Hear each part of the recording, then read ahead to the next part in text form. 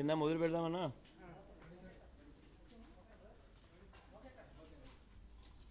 ప్రచార పర్వం ముగిశాక తన ఓటమి తప్పదు అని నిర్ధారణకు వచ్చిన చంద్రబాబు గారు సీఎం స్థాయిని కూడా దిగజార్చి ఏకంగా ఎన్నికల కమిషన్ని బెదిరించడం, ప్రజలను తప్పుదోవ పట్టించే ప్రయత్నం చేయడం, ఓటింగ్ శాతం తగ్గించేందుకు రకరకాల కుయుక్తులు పన్నడం, అరాచకాలు సృష్టించడం, డ్రామాలు చేయడం అన్నీ కూడా చూసాం. అయినప్పటికీ ప్రజలు పెద్ద సంఖ్యలో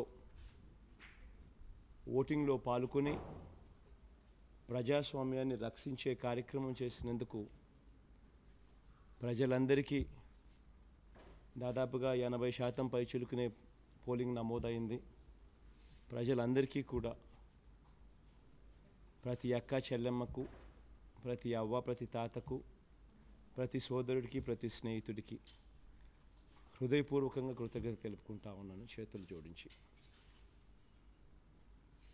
ఇంతటి ఆటుపోట్లను తట్టుకుని పార్టీ తరపున నిలబడ్డ ప్రతి కార్యకర్తను, ప్రతి నాయకుడిని అభినందిస్తున్నాను కూడా. కొంతమంది గాయాలు జరిగాయి, కొంతమందికి అయితే 2 ప్రాణాలు కూడా పోయాయి. వైఎస్ఆర్ కాంగ్రెస్ పార్టీకి సంబంధించిన వ్యక్తులు, సంబంధించిన సింపథైజర్స్వి, వాళ్ళ కుటుంబాలకు ప్రగాఢ సానుభూతి కూడా తెలుపుతా ఉన్నాను. ఒకసారి వ్యవస్థను ఒక్కసారి చూస్తే ఎంతటి దారుణంగా చంద్రబాబు నాయుడు గారు, తెలుగుదేశం పార్టీ వ్యవహరించింది అని చూస్తే మాత్రం నిజంగా ఒక వ్యక్తి ఓడిపోతా ఉన్నాడు అని తెలిసి ఆ ఓటమిని ఏ రకంగా తనను తాను రక్షించుకునేందుకు ఏ స్థాయికి మనిషి దిగజారిపోతాడు అని చెప్పడానికి నిదర్శనలు చూస్తే చాలా బాధ అనిపిస్తుంది. చిత్తూరు జిల్లాలో పెద్దతిప్ప సముద్రంలో టీసుదంలో టీడీపీ నాయకులు, కార్యకర్తలు దాడిలో వైఎస్ఆర్సీపీ కార్యకర్త వెంకట్రాయపురెడ్డి మృతి చెందారు. అనంతపురం జిల్లా తాడిపత్రిలో దివాకర్ రెడ్డి వర్గీయులు వేట కొడవలతో దాడి చేయడంతో వైఎస్ఆర్సీపీకి చెందిన పుల్లారెడ్డి అనే కార్యకర్త చనిపోవడం. విజయనగరం జిల్లాలో జియమ్మవలస మండలంలో చినుకుదుమలో వైఎస్ఆర్సీపీ ఎమ్మెల్యే పుష్ప శ్రీవాణెమ్మ పై టీడీపీ నాయకుడు రామకృష్ణ తన అనుచరులు ఏకంగా దాడి చేయడం. నెల్లూరు రూరల్ నియోజకవర్గంలో ఆర్ఎస్ఆర్ స్కూల్ పోలింగ్ కేంద్రం వద్ద ఓటర్లను ప్రలోభపెట్టేందుకు టీడీపీ నేతలు ప్రయత్నిస్తే వారిని వైఎస్ఆర్సీపీ అభ్యర్థి అనిల్ కుమార్ యాదవ్ అడ్డుకోవడంతో ఆయనతో పాటు పార్టీ కార్యకర్తలపై దాడి. గుంటూరు జిల్లా గురజాల్లో వైఎస్ఆర్సీపీ అభ్యర్థి కాసు మహేష్ రెడ్డిపై టీడీపీ కార్యకర్తలు దాడి చేయడం. నర్సరావుపేటలో ఎమ్మెల్యే గోపిరెడ్డి కారును ధ్వంసం చేయడం. చిత్తూరు జిల్లా పూతలపట్టులో వైఎస్ఆర్ కాంగ్రెస్ పార్టీ అభ్యర్థి ఎంఎస్ బాబుపై దాడి చేసి టీడీపీ కార్యకర్తలు ఆయన తీవ్రంగా గాయపరచడం. గుంటూరు జిల్లా చిలకలూరుపేట అయితే మంత్రి పత్తిపాటి పుల్లారావు గారు ఒక పోలింగ్ బూత్లో ఏకంగా సిబ్బందిని కూడా బెదిరించడం కూడా కనిపిస్తూ ఉంది. మంగళగిరిలో మంత్రి నారా లోకేష్, చంద్రబాబు నాయుడు గారి కొడుకు యథేచ్ఛగా ఎన్నికల నియమావళిని ఉల్లంఘించి 10 మంది అనుచరులతో సహా పోలింగ్ బూత్లోకి వెళ్ళడం కూడా చూస్తూ ఉన్నాం. గుంటూరులో వేమూరు మండలంలో మేరుగ నాగార్జున మన తరపున అభ్యర్థిపై దాడి. గుంటూరు వేమూరు మండలంలో బూతుమల్లిలో నాగార్జునపై టీడీపీ నేతల దాడిలో కారు అద్దాల ధ్వంసం. ఇన్ని ఘటనలు జరిగాయి. ఎన్నికలు జరగకుండా చూసేందుకు, ఎన్నికల్లో ఓటింగ్ శాతం తగ్గించేందుకు ఎటువంటి అన్యాయమైన కుట్రలు చంద్రబాబు నాయుడు గారు పన్నుతా ఉన్నారు అనే దానికి నిజంగా ముఖ్యమంత్రిగా తాను చేసిన పనికి తాను సిగ్గుతో తలంచుకోవాలి, ఇటువంటి పనులు చేసిన దానికి. But in spite of that, దేవుని దయ వల్ల 80% పైచిలుకు ప్రజలు పోలింగ్లో పాల్గొనడం,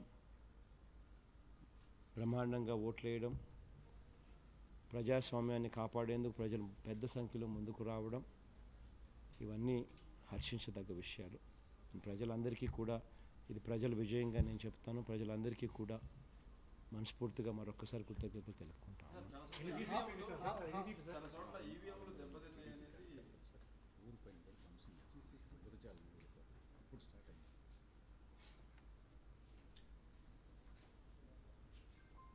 గురజాల కాన్స్టిట్యున్సీలో ఇప్పుడే జంగమహేశ్వరంపుర గ్రామంలో 600 మంది టీడీపీ కార్యకర్తలు దాడి.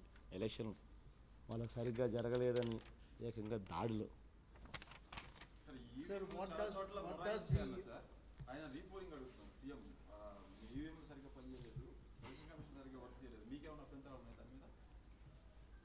ఒక్కటి నాకు చెప్పండి అన్న, నాకు అర్థం కాదా.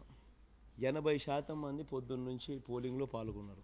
80% మంది ప్రజలు, 80% మంది ఓటర్లు అంటే దాదాపుగా 3,93,00,000 మంది ఓటర్లలో 80% మంది పోలింగ్లో పాల్గొని వాళ్ళు ప్రతిసారి ఈవీఎం మిషన్ నొక్కితే వాళ్ళు ఏ పార్టీకి ఓటేసింది వీప్యాట్లో కనిపిస్తూ ఉంది. అంటే నొక్కితే ఫ్యాన్ గుర్తుకు నొక్కితే ఫ్యాన్ గుర్తుకు ఓటేసినట్టు కనిపిస్తూ ఉంది. నాకు కూడా కనిపించింది. నాలాగే 80% మంది ప్రజలు ఓటేస్తే వాళ్ళు ఏ పార్టీ కన్నా ఓటేసిన తర్వాత వాళ్ళకి ఏ పార్టీకి ఓటేసింది వాళ్ళకి కనిపించిన తర్వాత వాళ్ళు సాటిస్ఫై అయినారు. సాటిస్ఫై అయిన తర్వాత 80% ఓటింగ్ నమోదైంది. High percentage of voting. ఇప్పటికే 80%. బై ద టైం కంప్లీట్ అయ్యేసరికి probably it might go up to even 85%. అంటే 85% మంది ఓటింగ్లో ఓటింగ్ చేయడము, అంత పెద్ద సంఖ్యలో వీప్యాట్తో వాళ్ళు వేసిన ఓటును చూసుకోవడము, అన్నీ ఇంత బాగా జరిగినప్పుడు how can anybody even comment anything negative except for the fact that వాళ్ళు ఓడిపోతున్నారు కాబట్టి బుడద జల్లాలా అనే కారణాలు వెతుక్కోవడం తప్పనిచ్చి. Jagan, I'm Sushil Rao from the Times of India. I'd like to ask you, how do you interpret the large turnout and percentage of votes? Large turnout is definitely a positive sign for us. In fact, Chandrababu Naidu's whole intent was to ensure that the polling turnout is reduced. His whole intent was that. In fact, every statement whatsoever he has given was leading towards that. But fortunately, people have understood his play and they have not fallen into his trap, and people have protected democracy themselves.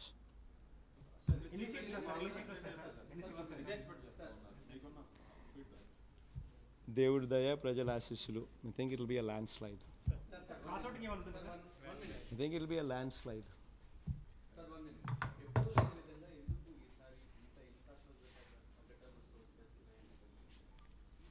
సమస్య ఏంటంటే ఎప్పుడు చంద్రబాబు నాయుడు అనే ఒక రాక్షసుడు ముఖ్యమంత్రిగా ఉన్నాడు కాబట్టి సమస్యలు వస్తూ ఉన్నాయి.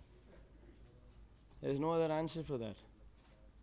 If a man is ఓడిపోతున్నాడు అని తెలిసి how can you stoop down to a level like that? ఆ స్థాయికి ఎలక్షన్ కమిషన్ దగ్గర పోతాడు, ఆయన బెదిరిస్తాడు. తర్వాత ఈ కమెంట్స్ ఆన్ ఈవీఎంస్, దెన్ పోలింగ్ జరగకుండా చూసేందుకు విశ్వ ప్రయత్నం చేస్తూ he gives false statements. Then ఓటింగ్లో భయభ్రాంతులను చేసేందుకు literally all these incidents what I just spoke about, ఇన్ని కార్యక్రమాలు చేయడము. Is it right for somebody to do something like that? మహిళా ఓటర్లు పెద్ద సంఖ్యలో ఓటేశారు కదా, ఏమన్నా ఇంపాక్ట్ ఉంటుందా సార్ మీ పార్టీ? తప్పకుండా ఉండదు. చంద్రబాబు నాయుడు గారి మోసానికి, చంద్రబాబు నాయుడు గారి Sir, are you చివర్లో అయిన ఓటింగ్ అంతా మాదే, నేను ఒకటి వైసీపీది సాయంత్రం అంతా మాది మేమే గెలుస్తున్నామని. ఎగ్జాక్ట్గా అదే that's what I wanted to tell. పసుపు నేను జస్ట్ ఇంతకుముందు ఒకసారి కూడా చెప్పిన మేనిఫెస్టో రిలీజ్ చేసేటప్పుడు, బట్ మీరు రిపీట్ చేయమంటే ఐ జస్ట్ రిపీట్ దట్. 5 లక్షల రూపాయలు గ్రూపులు తీసుకున్న వాళ్ళు 5 లక్షల గ్రూపులు ఉంటారు, 7 లక్షల గ్రూపులు ఉంటాయి, 10 లక్షల గ్రూపులు ఉంటాయి.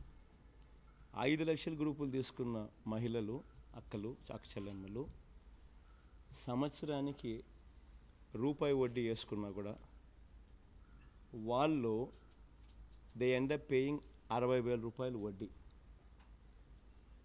మే 2016 నుంచి చంద్రబాబు నాయుడు గారు జీరో వడ్డీ పథకాన్ని రద్దు చేసినాడు. గత ప్రభుత్వాలు పొదుపు సంఘాల అక్క చెల్లెమ్మలకు కానీ రైతులకు కానీ 0 వడ్డీకే రుణాలు ఇచ్చే పరిస్థితి. ఈయన వచ్చిన తర్వాత దాన్ని రద్దు చేశాడు. ఈ అక్క చెల్లెమ్మలకు సంబంధించి మే 2016 నుంచి పథకాన్ని పూర్తిగా రద్దు చేశారు, 0 వడ్డీ పథకం. సో 5 లక్షల గ్రూప్ తీసుకున్న వాళ్ళు రూపాయి వడ్డీ కింద అంటే సంవత్సరానికి 60,000.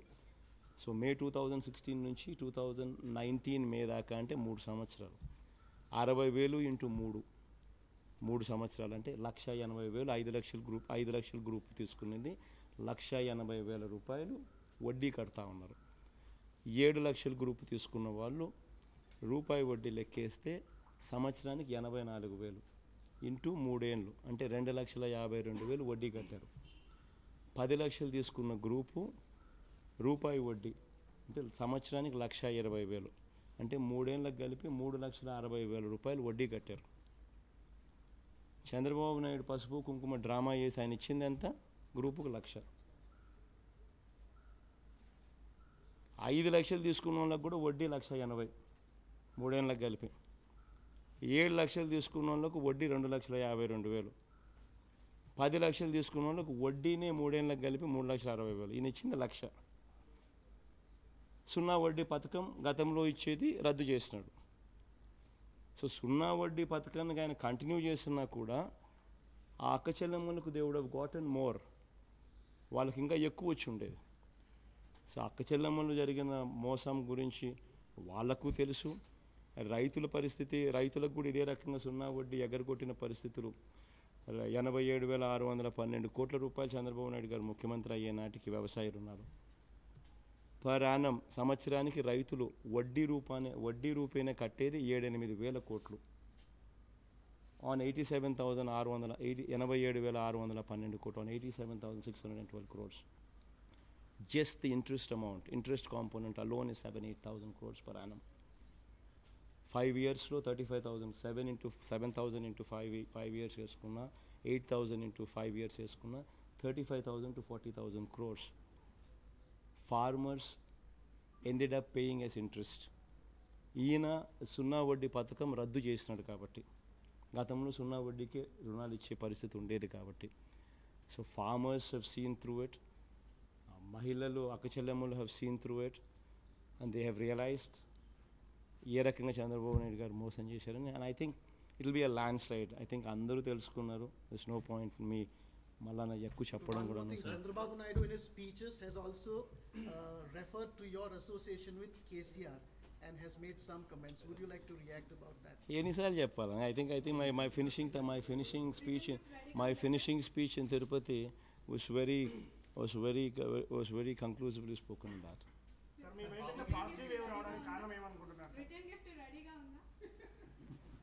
రిటర్న్ గిఫ్ట్ ఏందమ్మా నాకు అర్థం కాదు. బాబుకి కేసీఆర్ మధ్యలో రిటర్న్ గిఫ్ట్ బాబుకు కేసీఆర్ గారికి మధ్య ఉంటే వాళ్ళిద్దరి మధ్య వాళ్ళని అడగాలి కానీ నన్ను అడుగుతారు.